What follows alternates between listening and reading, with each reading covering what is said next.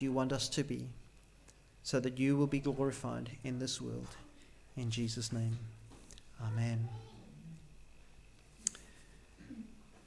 Our second scripture reading this morning is taken from 1 Samuel chapter 17.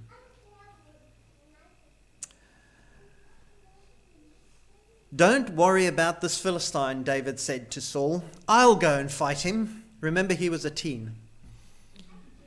"Don't be ridiculous," Saul replied. "There's no way you can fight this Philistine and possibly win. You are only a boy, and he is a man of war since his youth."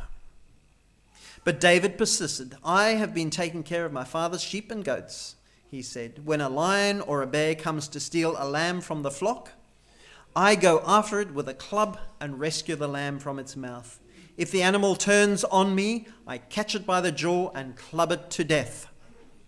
I have done this to both lions and bears, and I'll do it to this pagan Philistine too, for he has defiled the armies of the living God. The Lord who rescued me from the claws of the lion and from the bear will rescue me from this Philistine." Saul finally consented. "All right, go ahead," he said, "and may the Lord be with you." Then Saul gave David his own armor, a bronze helmet and a coat of mail. David put it on and strapped the sword over it and took a step or two to see what it was like, for he had never worn such things before. "I can't go in these," he protested to Saul. "I'm not used to them." So David took them off again. He picked up 5 smooth stones from a stream and put them into his shepherd's bag. Then, armed with only his shepherd's staff and a sling, he started across the valley to fight the Philistine. Goliath walked out towards David with his shield bearer ahead of him, sneering in contempt at this ruddy-faced boy. "Am I a dog," he roared at David, "that you come at me with a stick?" And he cursed David by the names of his gods. "Come over here and I'll give your flesh to the birds and wild animals," Goliath yelled. David replied to the Philistine, "You come to me with a sword and a spear and a javelin, but I come to you in the name of the Lord of heaven's armies, the God of the armies of Israel, whom you have defied. Today the Lord will conquer you, and I will kill you and cut off your head. And then I will give the dead bodies of your men to the birds and wild animals, and the whole world will know that there is a God in Israel. And everyone assembled here will know that the Lord rescues his people, but not with sword and spear. This is the Lord's battle, and he will give you to us." As Goliath moved closer to attack, David quickly ran out to meet him. Reaching into his shepherd's bag and taking out a stone, he hurled it with his sling and hit the Philistine in the forehead. The stone sank in. Goliath stumbled and fell down on the ground. So David triumphed over the Philistine with only a sling and a stone, for he had no sword. This is the word of the Lord. And now, Kat, I invite you to come and unpack this gruesome story for us.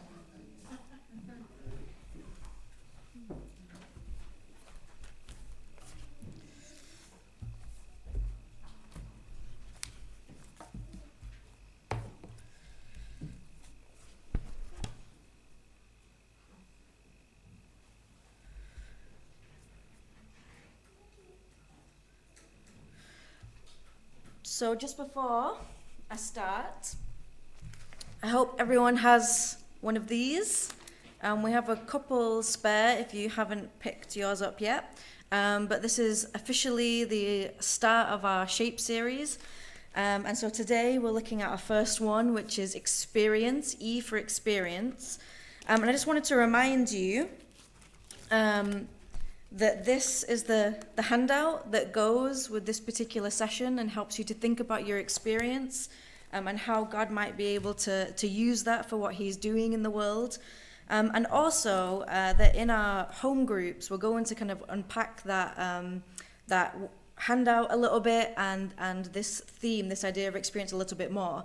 Now, I know not all of you go to a home group, and so what I've been saying is, maybe you can't get to one each week, but maybe you could get to one just for the next 6 weeks while we do this S.H.A.P.E series. So quickly want to remind you that there's one on Mondays that meets at college at 6 p.m. There's one on Tuesday that meets at Colleen's house at 6:30 p.m.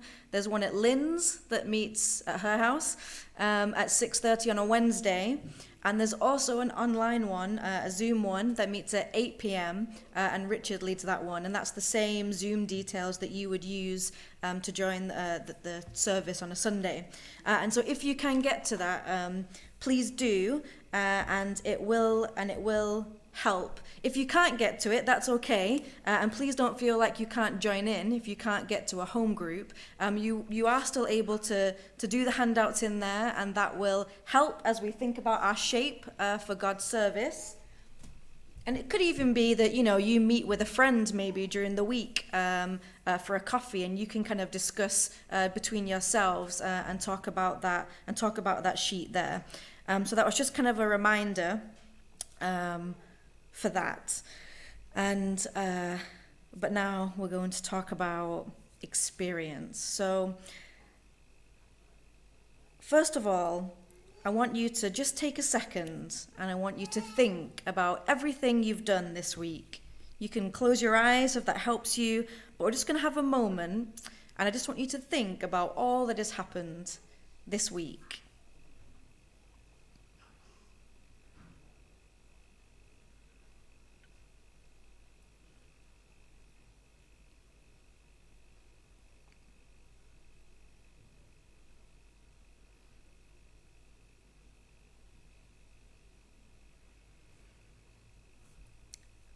And I've got a question for you.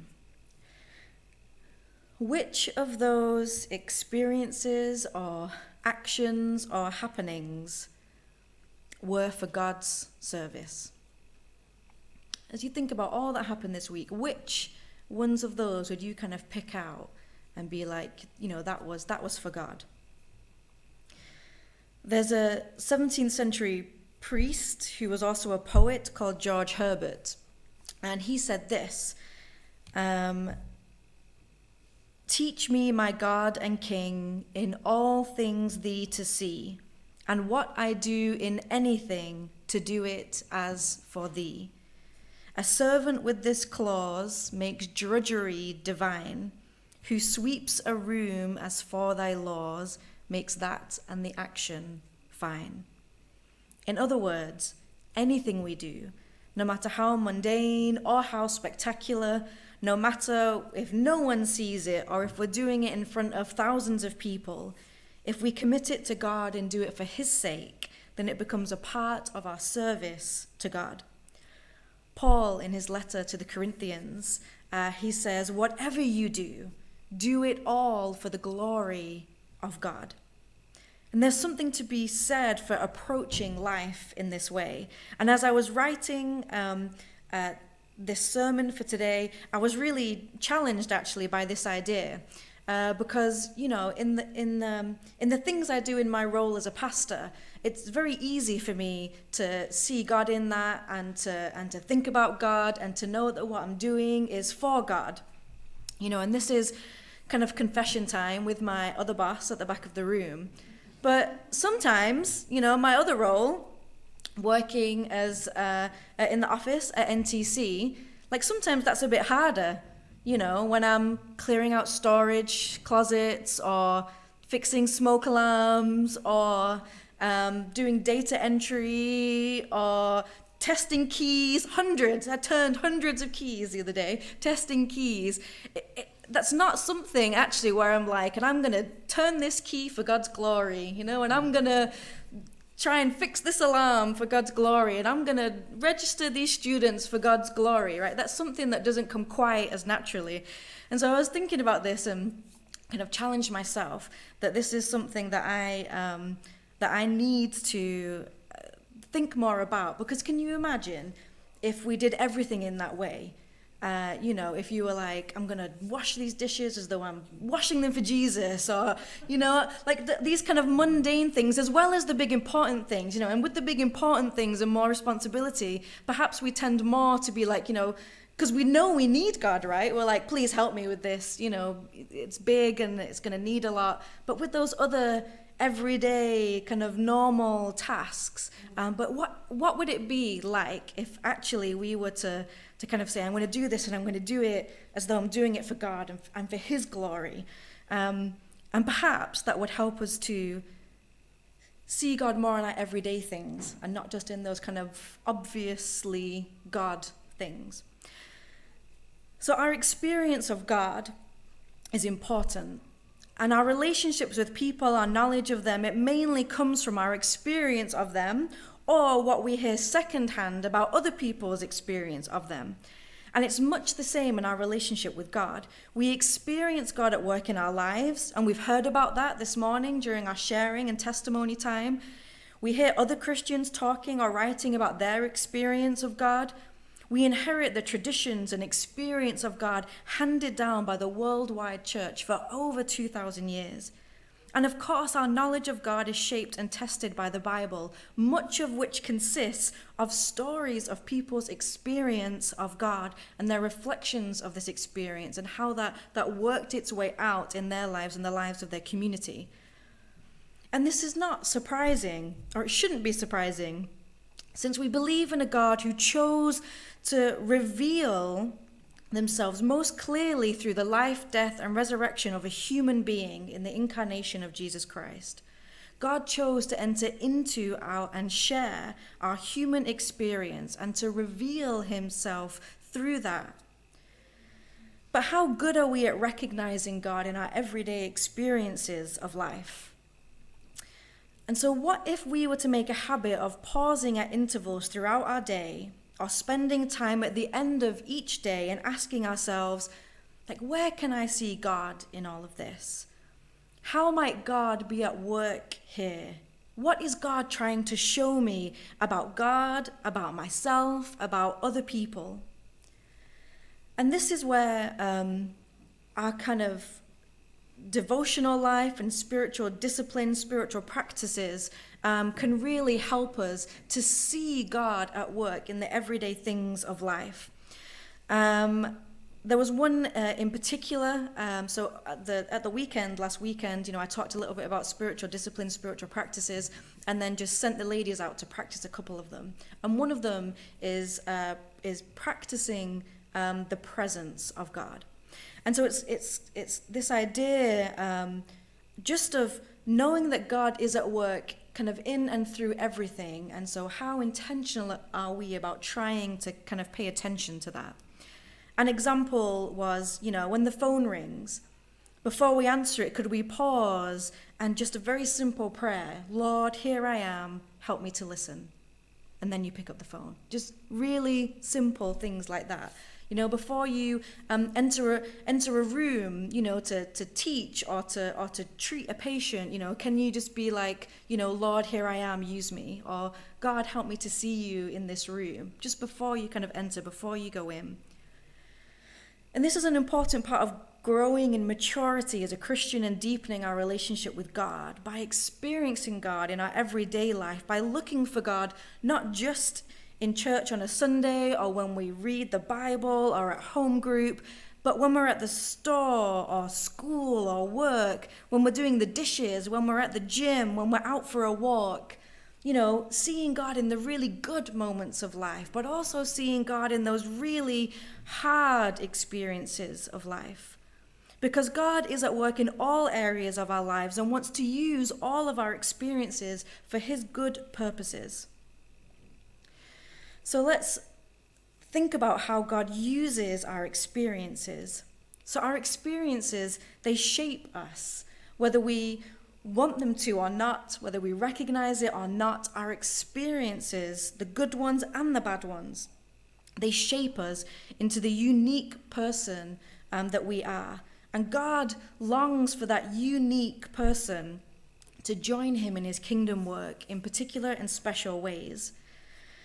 Now, the best way for us I might be biased, but the best way for us to think about how God uses our experiences is to hear about how God uses our experiences, right? So we've done that a little bit this morning in the sharing and testimonies, but this is also an opportunity for me to tell stories, and you know I love to tell stories, and there's like 50 that I want to tell you, but we don't have time for that. So I'm going to try, even as I speak, I'm trying to filter in my head which ones. I decided last night which ones I was going to say. And then on my way here this morning, I was like, oh, but I really think this one, and I really think this one, and then maybe this one. So here we go. I'm going to keep my eye on the clock at the back. So the first one, I'll start with a personal one. In the UK, we had something called the Ministers' Assessment Centre, right? And so this was the combined board of ministries. For those of you who are used to that language in the Church of the Nazarene, well, you already know what that is. For those who don't, if you are exploring a call to ministry, if you believe God is calling you to become a pastor, then at some point in that journey, you have to go before something called the Board of Ministry. And this is a group of ordained elders in the Church of the Nazarene. And you they ask you questions, and they help to discern whether that call of God for you to go into ministry is the right call or not. In the UK, this was a pretty intense process. I don't know how you guys do it here, but you had to go to the Ministers' Assessment Centre before you went before the Board of Ministry. And this was 3 days where the candidates would come, and the Board of Ministries from around the UK would gather, and we would be the assessors. So I was an assessor. And essentially, we set tasks over these 3 days, and you kind of watched like you're in a goldfish bowl. And, you preach, we give you kind of church board situations and see how you might handle those. You meet with a counsellor, and then the counsellor kind of feedbacks to us, anything that might come up there. But so it's quite an intense process. But part of it, you have to fill in several forms. And so the assessors, we have to read through all of those forms before we get there, and we meet the candidates. And so this particular year, it was the last year I did it before I moved here, so it was 2019. And a couple of years before that, I'd spoken at Our Ladies Retreat in England. And I didn't really think much of that until I was reading one of the candidates' forms. And the candidate was answering the question of their call to ministry and what that was. And so they talk about, how they've had a difficult life, and they kind of felt like they were called to be a pastor, but didn't feel like they were, I guess, kind of worthy to be a pastor. And then they start by saying, and I went to the ladies' retreat and Kat was speaking. And I'll confess here, there was this little bit of, you kind of you're a pastor long enough in the church in a leadership role, and then, this was the first time anyone had ever kind of mentioned my name as possibly being, as a part of their kind of calling. And I was like, oh, this will be interesting to read what they say about me. And they went on to say, and this is what it said, blah, blah, blah, and she spoke at the ladies' retreat and yada, yada, yada. And I realized if Kat can be a pastor, then so can I. And I was like, oh. Now, to be fair, my colleagues who were there, thought this was hilarious and pointed it out to me several times over the course of these 3 days. But essentially, at the ladies' retreat, I'd shared some of the bad choices that I'd made in life. And so she was kind of saying, if she had done these bad things and, God can use her and she can be a pastor, then he can do the same for me. But still, it's funny that I set the bar low enough that, that people feel as though that this is something they can do too. But this was something, in sharing my experience at the ladies' retreat, I had no idea what that was going to mean for the people there, and suddenly it's like, sharing my experience 2 years prior has actually helped this person on their journey, totally unknown to me, and here they are now at the Ministers' Assessment Centre, and they are now a pastor on the South District in England. Another story. a lot of these come from Tony. You can see how much I like this book. This is Tony Campolo. He's an American teacher, preacher, evangelist, excellent storyteller. And he tells a story. He says he was in America and he was lucky enough to be speaking at an event with Desmond Tutu. And he says, so before we were up to speak, this gave me an opportunity to speak to him and, ask him some questions. And so he said, and just in the small talk, I made a joke and I was like, so, why are you an Anglican and not a Baptist? He was like, in this country, a lot of black people are Baptists or Methodists, why are you an Anglican?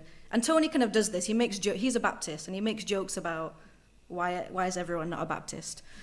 And so Desmond Tutu tells him this story of how when he grew up during the apartheid, he said when black people were walking down the street and if a white person came the other way, the black people were expected to step off the street and to kind of, bow, nod their head as a way of respect to the white people.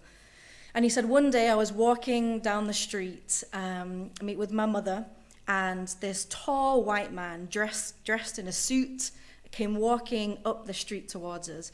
And before we could step off the street, he stepped off the street and walked around us, and he tipped his hat to my mother as a sign of respect to her. And he said he was so shocked by what happened. He said to his mom, why did this man do this? And she said, well, he's a man of God. He's an Anglican priest. That's why he did that. And he said, that day, I knew that not only did I want to be an Anglican priest, but I wanted to be a man of God. So that seemingly small thing, he stepped off the street and he tipped his hat as a sign of respect, had such an impact, that experience on this little boy that he grew up and he's Desmond Tutu. I mean, that's incredible, right? There's another one. So this one is about, maybe some of our lecturers here can resonate with this one.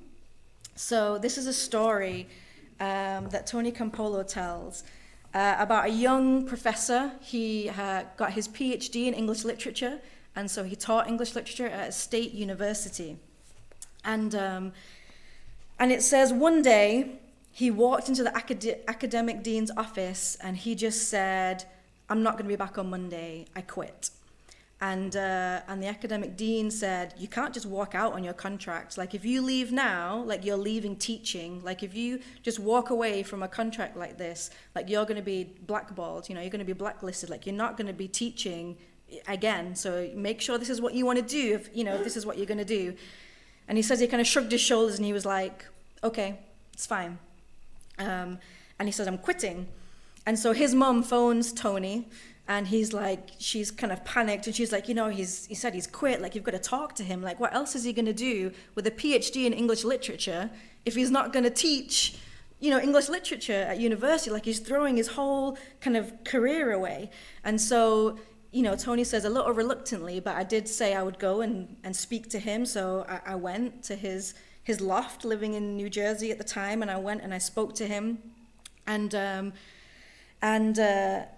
And he said, and I asked him, about his decisions and what he was doing, and he just said, I quit, that's it to it. He said, I can't stand it anymore. Every time I walked into that classroom, I died a little bit. And Tony Campolo says, he understood what this young guy was talking about because he was a professor himself. And he says, I know what it's like to stand in that classroom and to pour out your heart and your truth and about things that are so passionate for you, that you've kind of put everything into, that you love, and you want to kind of share that and impart that to your students, and after an hour of teaching, a student raises their hand and they're like, are we going to need to know this for the final? Right? You kind of put so much into this, and they're just if I don't need to know this, it's not going to be in the exam, do I need to know this? And he just said, and I couldn't do that anymore. And so this is the conversation that follows. Tony says, well, what are you doing now to make a living? He said, I'm a mailman, a PhD mailman. Now there's something, I responded. He laughed and said, yeah, there really aren't too many of us out there.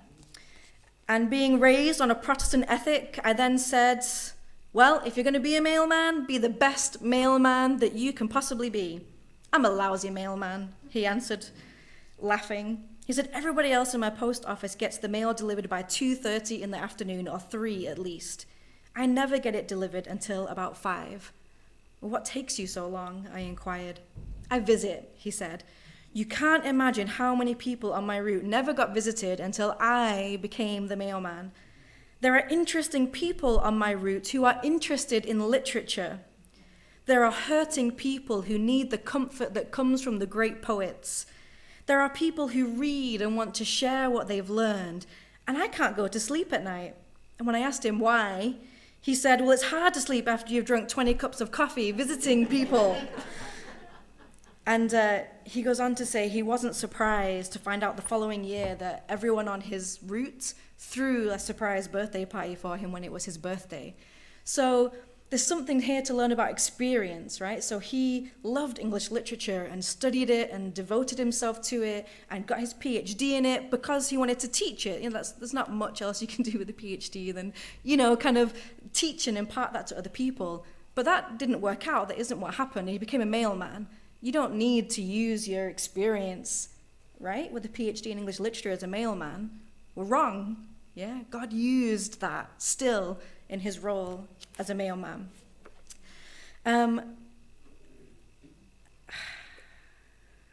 Okay, and then this last one I'm going to read, but I'm probably going to cry, but that's okay. So, this one is about a boy named Teddy Stallard and a teacher. And so it begins basically by saying that there was a teacher called Miss Thompson, and every year when she gets her new students, she says, boys and girls, I love you all the same, I have no favorites. And it says that she wasn't being completely truthful, teachers do have favorites, and then she starts to talk about this boy, Teddy, and she said, it actually says here, when she describes him, he was an unattractive boy in just about every way. And when she was marking the papers, she said she also got this almost perverse pleasure out of crossing his wrong answers and putting an F on the page. And she acknowledges that she should have known better because teachers kind of keep brief records. And Teddy had records, and this is what it says. So it says, first grade, Teddy shows promise with his work and attitude, but there's a poor home situation. Second grade, Teddy is a good boy, but he's too serious for a second grader. His mother is terminally ill. Third grade, Teddy is becoming withdrawn and detached. His mother died this year, and his father shows no interest. Fourth grade, Teddy is a troubled child. He needs help. And so she goes on to say how Christmas this year, this grade, came around, and the children bring her presents, and they crowd around to watch her open them. And the presents are wrapped in brightly colored paper, except for Teddy's present. This was wrapped in brown paper, very rough. It didn't look nice. But and she says, to tell the truth, I didn't actually even expect a present from Teddy. And when she tore open the paper, she said out fell a rhinestone bracelet with most of the stones missing and an almost empty bottle of cheap perfume. And the children laughed at his gifts. And she said this is kind of the first good thing she did for Teddy. She said she picked up the bracelet and she put it on her wrist, and she said, isn't this beautiful, children? This is lovely. And she took the almost empty bottle of perfume and she sprayed it on herself. And she said, doesn't this smell lovely, boys and girls? And they were able to smell it. And they all agreed. And so at the end of the day, when all the other children had left, Teddy came over to her desk and he said softly, Miss Thompson, all day today, you smell just like my mother used to smell. And the bracelet you're wearing is hers. It looks really lovely on you. I'm really glad you like my presents. So she says after he left, she got down on her hands and knees and she buried her head and she just cried and cried and cried. And she asked God to forgive her for how she had treated this little boy. And then the next day, when the children come to class, it says they had a new teacher. It was still Miss Thompson, but she was a new teacher. And she reached out in ways the other teachers didn't. She reached out to all the children, and she nurtured them, and she encouraged them, and she tutored them when they needed extra help. And she did this for all the children, but especially for Teddy. And by the end of that school year, Teddy had caught up with all the other children, and he was even ahead of some. So Teddy moves away, he goes through school, and Miss Thompson doesn't hear from him for a long time. And then one day, seemingly out of nowhere, came a note. Dear Miss Thompson, I'm graduating from high school, and I wanted you to be the first to know. Love, Teddy. There was no address. But 4 years later, there was another short note. And it read, Dear Miss Thompson, I wanted you to be the first to know I'm second in my class. The university has not been easy, but I really liked it. Love, Teddy. And 4 years after that, there was another note. Dear Miss Thompson, as of today, I am Theodore J. Stallard, MD. How about that? I wanted you to be the first to know. I'm going to be married the 27th of July, to be exact, and I want you to come and I want you to sit where my mother would have sat. You're the only family I have now. Dad died last year. Love, Teddy. And it says she went and she sat where Teddy's mother would have sat. And just an incredible story of how our experiences with other people can change us, right? So that experience, that Christmas with Teddy, like that changed her. And God was at work in that really bad, terrible situation that Teddy was going through and was turning it around and making it good. And he drew Miss Thompson into that and changed her and transformed her. And she was a better teacher because of it. So there's my stories. Okay, so what does the Bible say about experience? All the same stuff that these stories say about experience is the short answer to that question. So I'm going to quickly go through these, but the story we heard from David and Goliath, right? So David, he says he's going to go and he's going to fight Goliath. And there's two things here that experience for David helped him. One, his experience that God was faithful, right? I don't know if you notice, if you read the whole story in 1 Samuel chapter 17, people are afraid of Goliath, they're afraid of this giant, like really terrified. And David comes along and he's just like, who is this guy who's bad-mouthing our God, right? He's almost angered that someone is saying bad things about his God, who he knows to be faithful, than he is worried about this giant.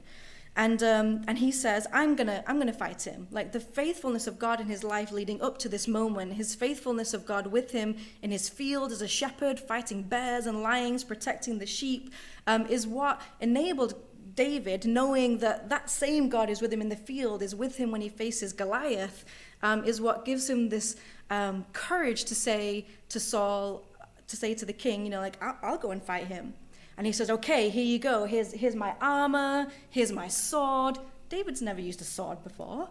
David's never worn armor like that. Like, you can imagine this kind of scrawny boy in this, like, full suit of armor with a sword. It's heavy, like, he can hardly move. And in the end, he's like, I don't want this. Like my experience with my slingshot and my bag of rocks and knowing that God is going onto the battlefield with me, like that's the experience I need. And he goes and he faces the giant and he wins. The passage that we read from Peter, to Peter, he's writing a letter to a church, and the passage we read talks about the transfiguration. So this is a moment that we read about in the gospel stories, and Peter was on the mountain with Jesus when the transfiguration happened. Like, he saw it. And in this letter, years later, Peter is saying to this group of Christians, this isn't something we made up. Like, I was there. I experienced this. And because I experienced this, you can know that it is true, and that everything else that I'm telling you about Jesus and about the Christian faith is true. Like, experience matters, and us sharing that experience, it matters. And then there's a passage from Hebrews chapter 4, where he's talking about Jesus as our high priest. He's now ascended into heaven, he's at the right hand of God, and he says, I'm going to find it actually so I can tell you the exact words. We do not have a high priest who is unable to empathize with our weaknesses, but we have one who has been tempted in every way, just as we are, yet he did not sin. Yeah? Jesus knows what it is to be human. Like, he experienced it. And so he can empathize with us. He's not kind of a stranger, and distant and apart from us. He knows what it is to be tempted. And he knows that we can resist temptation, like just as he did. So that experience, it matters. It's important. And I could go on. There's so many. There's Joseph and how God uses that whole terrible experience of him, but for good, and he saves the lives of millions of people across nations because of where he finds himself. I don't have time to do the others, but read your Bible. There's lots in there about people's experiences of God, and those stories are really powerful and they are helpful for us. And this is also why it's important in our sharing and testimony time, right? We share about our experiences of God, and as we do, that helps each other. At the ladies' weekend, there's a lady there. Some of you know her, and she's battling cancer at the moment. And one of our ladies was also there just for the day, who's also gone through cancer. And they had this very short, brief conversation.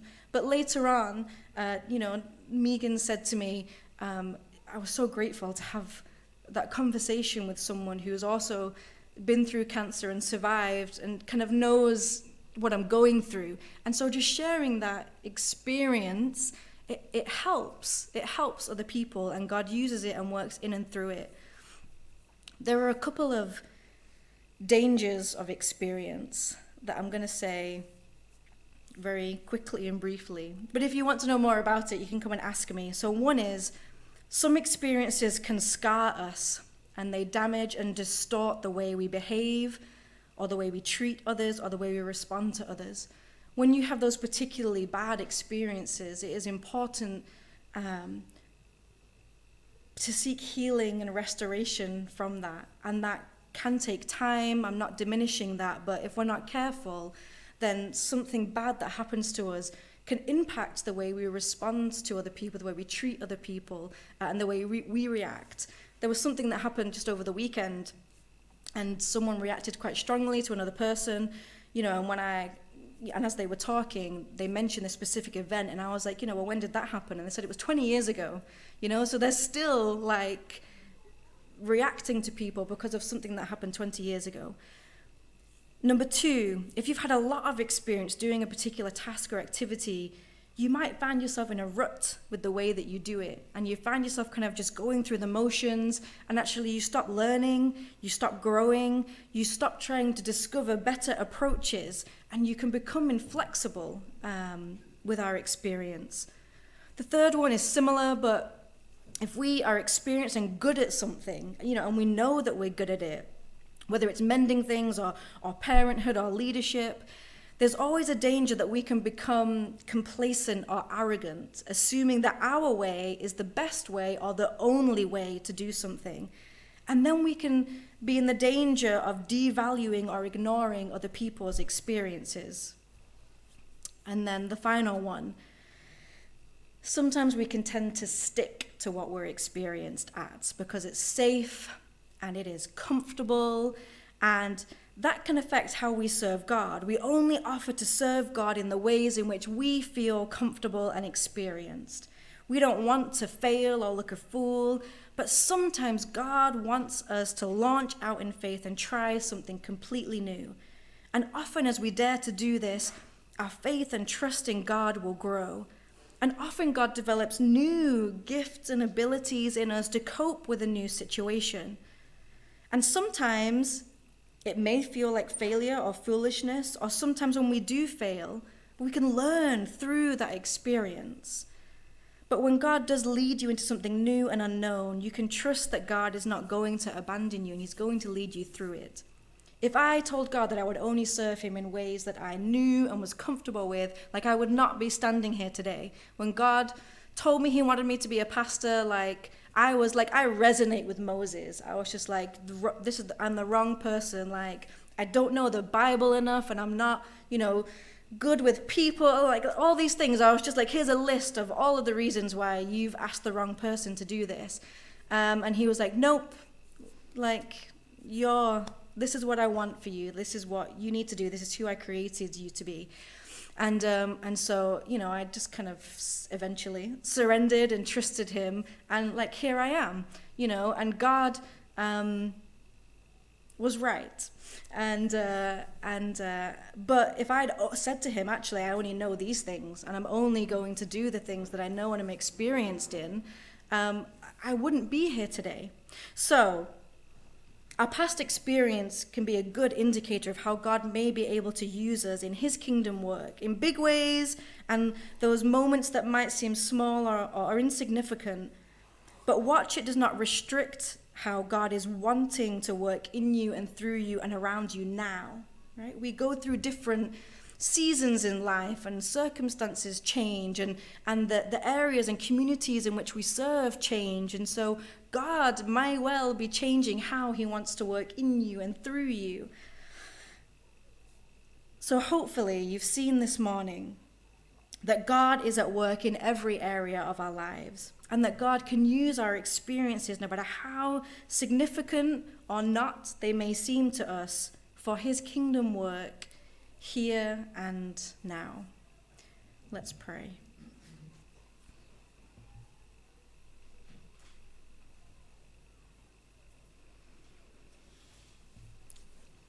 All knowing and all loving God, you are faithful, and you know us, and you know what is best for us, and you know the ways that you are inviting us to join you in the work that you are doing in and through this church, in and through us. I thank you that all of what we have been through in life, and what we are going through now, and what we will go through in the future, that you are present with us.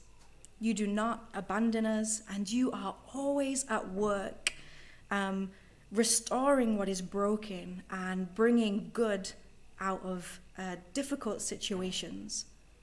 Father, I pray that you would help us to see how you are working in our everyday circumstances, in our everyday life, and that you would encourage us and embolden us and reveal to us how you want us to use our experiences for your good purposes, for the sake of your glory and your kingdom.